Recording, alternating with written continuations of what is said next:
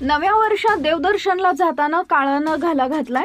सोलापूरमध्ये झालेल्या भीषण अपघातामध्ये जे काही घडलं त्यानं संपूर्ण महाराष्ट्र हादरलाय। नेमकं काय घडलं ते पुढे बघा। त्या अगोदर आपल्या चॅनलवर नवीन असाल तर चॅनलला जरूर सबस्क्राइब करा, जेणेकरून अशा प्रकारच्या अपडेट्स या तुमच्यापर्यंत पोहोचत राहतील। नवीन वर्षी देवदर्शनासाठी निघालेल्या भाविकांवर काळाने घाला घातलाय। स्कॉर्पिओ आणि ट्रकचा भीषण अपघात झाला। यामध्ये 4 जणांचा जागीच मृत्यू झाला असल्याची माहिती मिळते।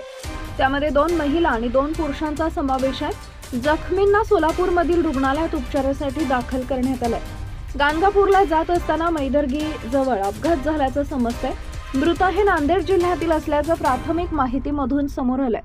अक्कलकोट श्री स्वामी समर्थ दर्शन घेऊन गाणगापूरला जात असताना मैदर्गी जवळ स्कॉर्पिओ आणि ट्रकचा भीषण अपघात झाला।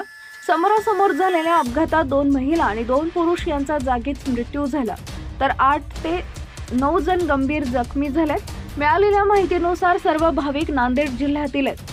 अपघातस्थळी अक्कलकोट पोलीस दाखल झाले असून जखमींना तातडीनं अक्कलकोट सार्वजनिक रुग्णालयात उपचार करण्यात आलेले आहेत। त्यांच्यावर उपचार सुरू आहेत। अपघाताची घटना उघडकीस आल्यानंतर पोलिसांनी तातडीनं घटनास्थळी धाव घेतली।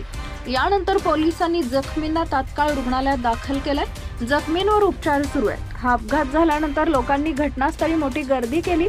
सोलापूरमध्ये घडलेल्या या अपघातानं संपूर्ण महाराष्ट्रभरमध्ये हळहळ व्यक्त होताना दिसून येते।